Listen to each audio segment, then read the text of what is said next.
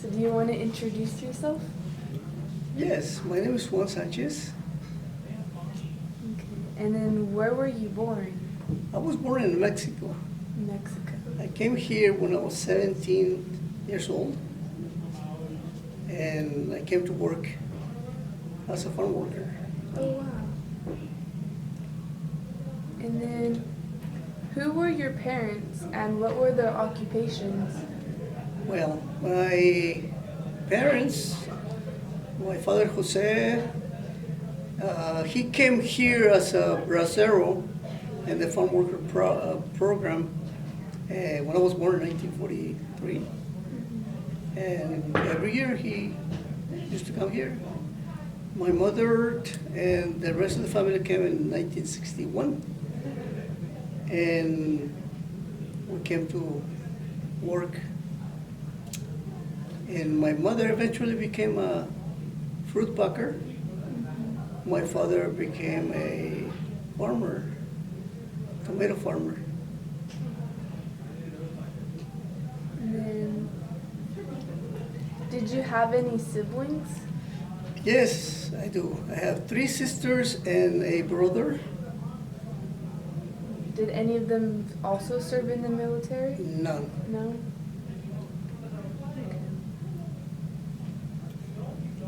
And then what were your parents or siblings' feelings about you joining the service? No, they did not know. I was drafted, and instead of getting drafted, I went inside for 3 years. Oh, wow. Okay, and what primary and secondary schools or college did you attend? Well, before I went to the Army, I came from Mexico from high school, and I didn't go to school here. I took some classes at Porterville High School when I was, before I went to the military at night. And eventually, after the Army, I went to UC Santa Cruz for my BA in sociology and history. And I went to graduate school at UCLA, get a PhD in sociology, but I did not complete my thesis. That is why I'm just a candidate, but never finished politics. Oh, yeah. Did you hold any jobs before entering the service? I was a farm worker, I was a truck driver, and that was it.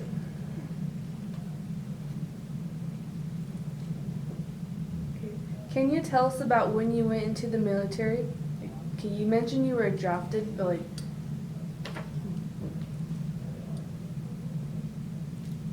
Yes, and at that particular time, there was a draft.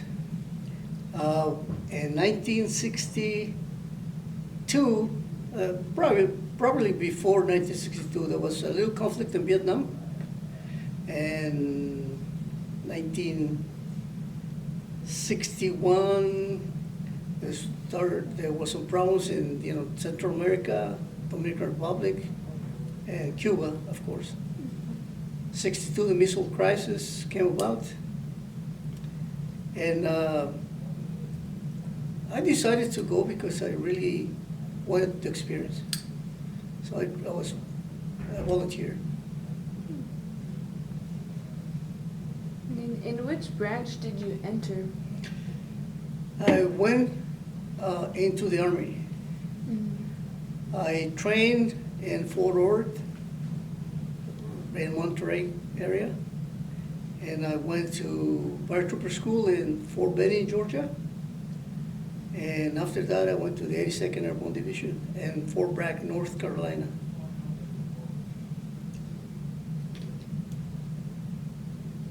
What type of training or schooling did you have? Well, since I didn't finish high school here, I got the opportunity to finish high school. Actually, I challenged the GED course in the Army, and I passed it after 2 months. And after that, my training basically was infantry, And eventually I end up with a engineer corps as demolition specialist and other things. What is your most vivid memory of your time training or in school? What was the best part? The best part is getting my paratrooper wings after 5 jumps.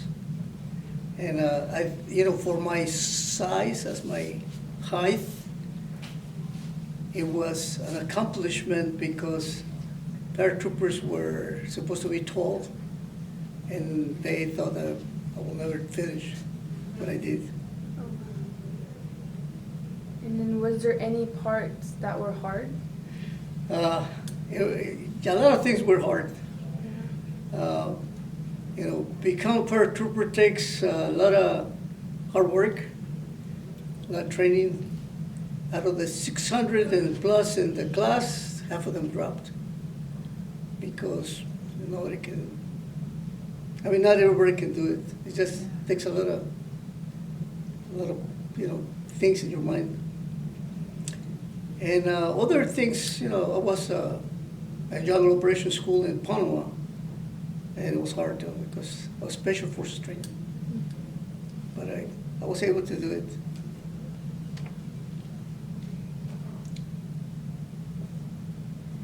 What was the hardest part of the military lifestyle for you to adapt to, and why do you think it was? Food was the biggest part. You get to eat a lot of good stuff, but not used to. But it took time for me to adapt. Since I was in North Carolina, it was the South, a lot of Southern meals and all that. But I miss my chili and other things. What was the easiest part of the military lifestyle for you to adapt to? Anything that had to do with training. It was easy because a lot of people suffer because they have to get up at 5 o'clock in the morning, and some people are not accustomed to that. And since farm workers here have to get up early to start working before the heat, getting up was not that bad.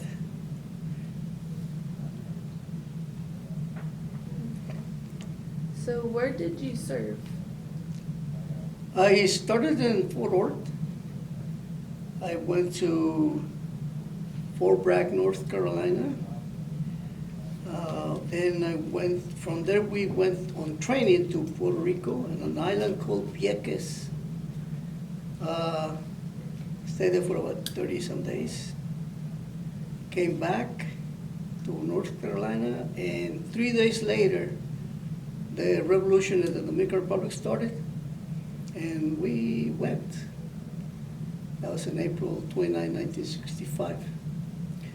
I spent 4 months in the Dominican Republic.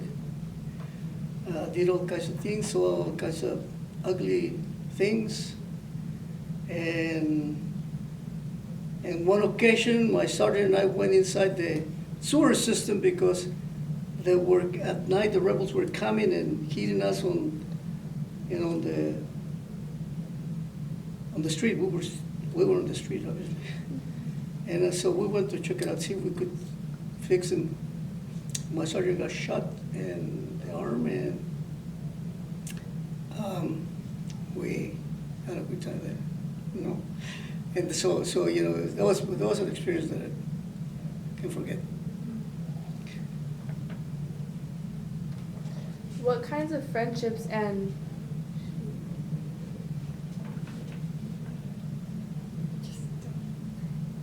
what kinds of friendships did you form while serving, and with who? Okay, it was very difficult for me to adapt because it's going to sound funny, but listen to me, okay? When I went to the Army, I did not know, and when I got to Fort Bragg, North Carolina, I did not know there were black people. Okay, they used to call them bad names like that, they were black. The reason why is because when I live in Mexico, there's a lot of also so-called black people in the coastal area where my grandma lived in Veracruz, Mexico. And I didn't know they were black, they were just, we call them jarochos or veracruzanos, people from Veracruz. So I didn't know they were black. So when I was in, the third weekend that I was in Fort Bragg, there was a big fight between whites and blacks. And they called each other's names. I mean, wow, huge names. And I thought, blacks? They're blacks? I didn't know they were blacks. And so, then I became friend with not only black people, but people in general. Because, you have to create some friendship because, in certain situations you have to have somebody to be near you and take care of you or you take care of them.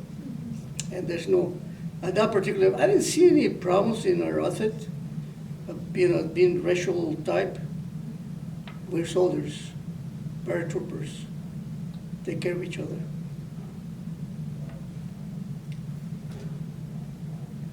What did you do for recreation, or when were you off duty?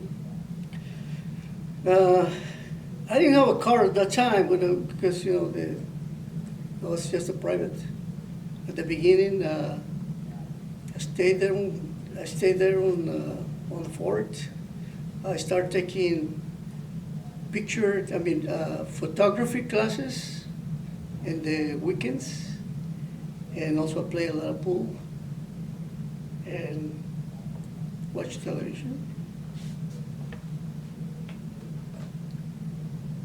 What was the best part of your service experience?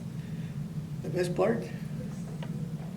I had a lot of good moments everywhere. I was in Panama. I was in Turkey. I was in Norway. And every place, I had a good time. I was young and like to talk to people and learn a lot about life.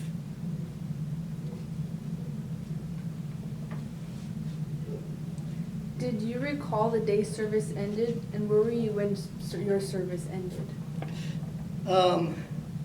After Fort Bragg, I was assigned to go to Vietnam and came to, most of the soldiers that went to Vietnam stopped at Oakland Army Base. And when I got there with my records, they called me 2 days later, said, your records are not signed, my health records, because I had some problems. And I stayed there for 15 days. And I was going crazy because I was not doing anything. And I asked him to leave, to send me somewhere. Panama, paratroopers in Panama, and Italy, and Germany. And they sent me to Fort Campbell, Kentucky, to the 101st Airborne Division. And from there, I just waited for the end of my training, the end of my service. About 18 days before I got out, there was riots in Detroit. And there we go. Spent about a week and a half there. When I came back to Fort Campbell, Kentucky, at that time I had a car, a brand new car. And I had a big letters on my car, ETS, end of the training service, end of my service, and I was very happy with it. I was going to do 20 years, but all the politics and all the nonsense that go in the military, I decided I want to become a teacher, do something with life. Because My grandma was a teacher. Most of my relatives in Mexico were educated, professional, and my grandma kept on reminding me to help people by teaching. How did you readjust to a civilian life?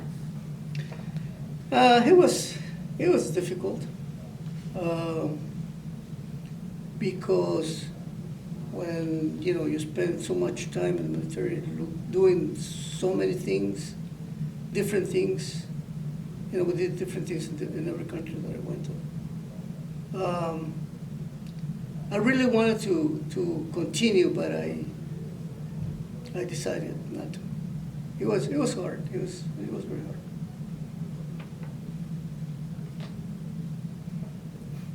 How did service change you?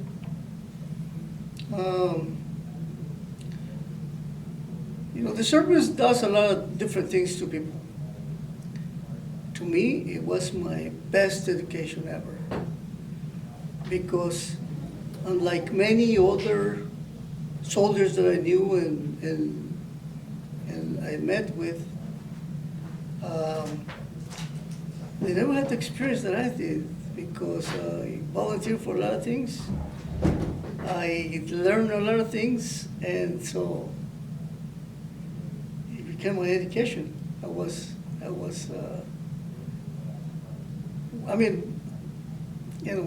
My education as far as a human being, I started, because of my experience, I started to appreciate life a lot more, appreciate other people, and that's how the service changed me.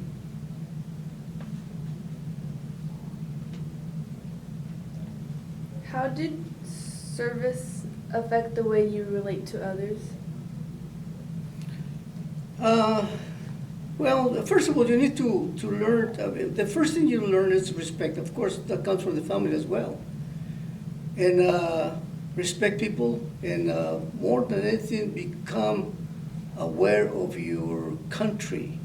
I adopted this country, and I became, because of the service, I became appreciative of what this country stands for and how people can change.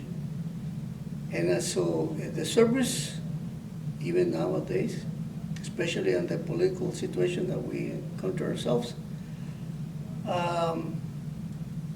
I think that a lot of people don't put the country ahead of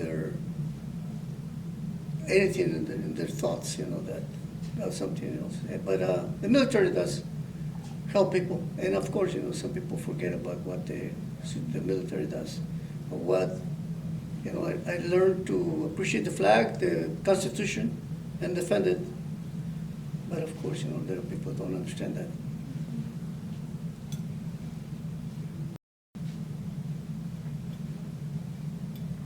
How did your military service experiences affect your life? In general, I think it made me a better person. Like I said before, I appreciate life.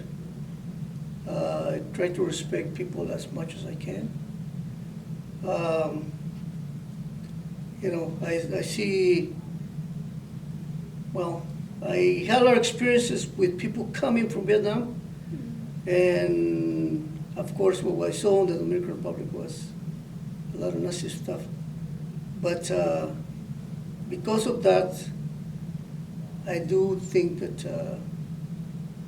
my life became better because I'm aware about what's going on. I see a lot of things a lot of people don't see. Well, let me give you an example. My son's silly, but it is. In the Dominican Republic, in the Dominican Republic, I learned politics. Everything about political situation that relates to United States involvement in some countries. When I went to Panama, I learned to see things. In the jungle operations training, you only see around it is green. But at the same time, if if you observe things, anything that doesn't belong there, you can see it. So, for example, you've probably seen some soldiers paint their faces black, and but there's no white color in the jungle. Okay, so what do you see? If you observe carefully, you see the whites of the eyes. So they cannot do anything about it. They don't understand it. Anyway, and also I learned to hear. In the jungle, you listen to noises. You know there is coming something that is crawling.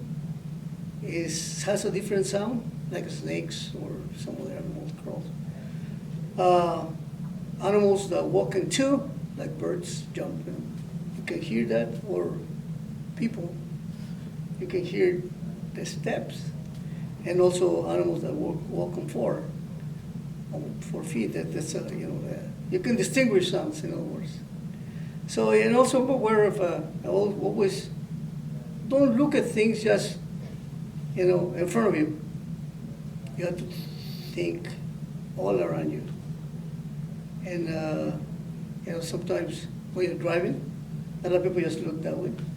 You gotta look this way and back. And that's how I see life as well. In other words, don't think about just what's in front of you.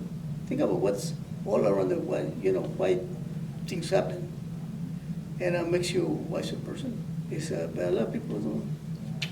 They need to have some ideas. And of course, that goes through with education as well. Understand things. That's the best way to do. What are some life lessons you learned from your military service? I'm sorry? What are some life lessons you learned from your military service? Life lessons. Wow.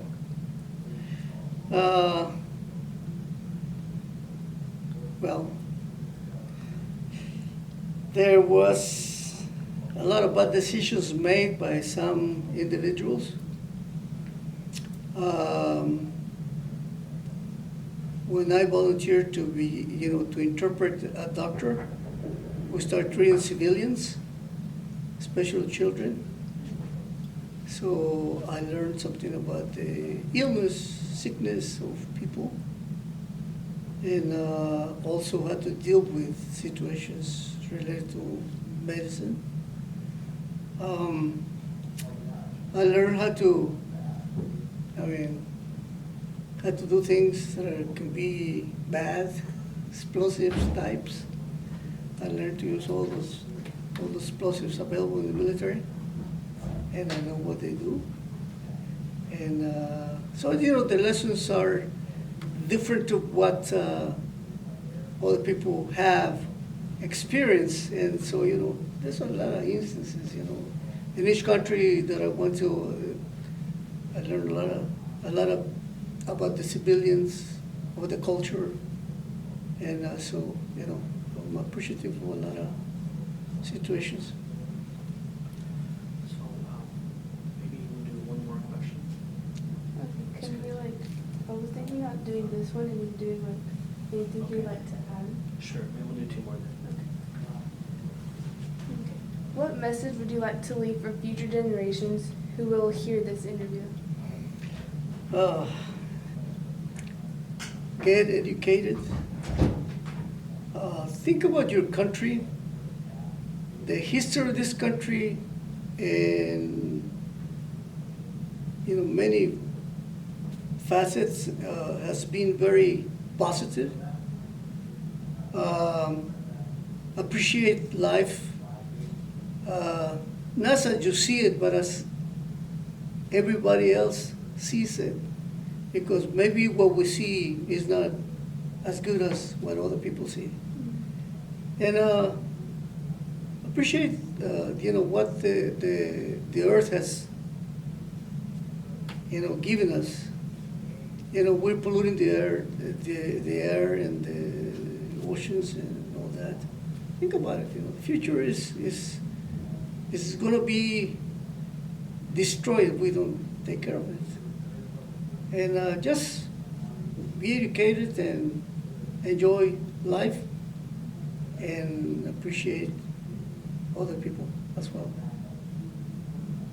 Is there anything you would like to add that we have not covered in this interview? Just tell your whole story. No, there's a lot of stories, but I won't go into it. The only thing I want you to know is that my son is in the military right now. He was here at Monache. He was in his senior year. He was the head of the band. He is an officer in the Air Force, and he understands what the military is doing. And so a lot of people from Monache have done well. Yeah, I have a daughter who's an attorney. A lot of kids that I know, they're doing well. So you guys have a great future in front of you. And I hope that you have a good experience as well. And make sure that you do what you're supposed to do. That is correct. Well, thank you for letting us interview you today. Oh, I really appreciate it. it's a pleasure, and I hope that you continue doing that. Probably just one angle slide. So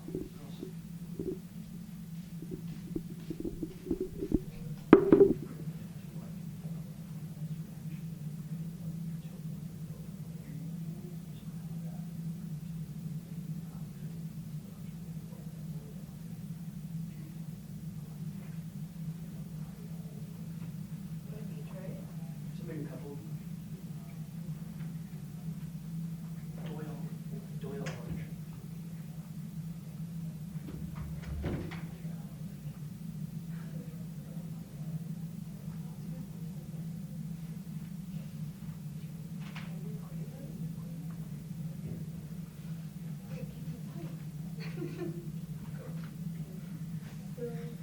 Royal Elementary School have actually made a couple things for you.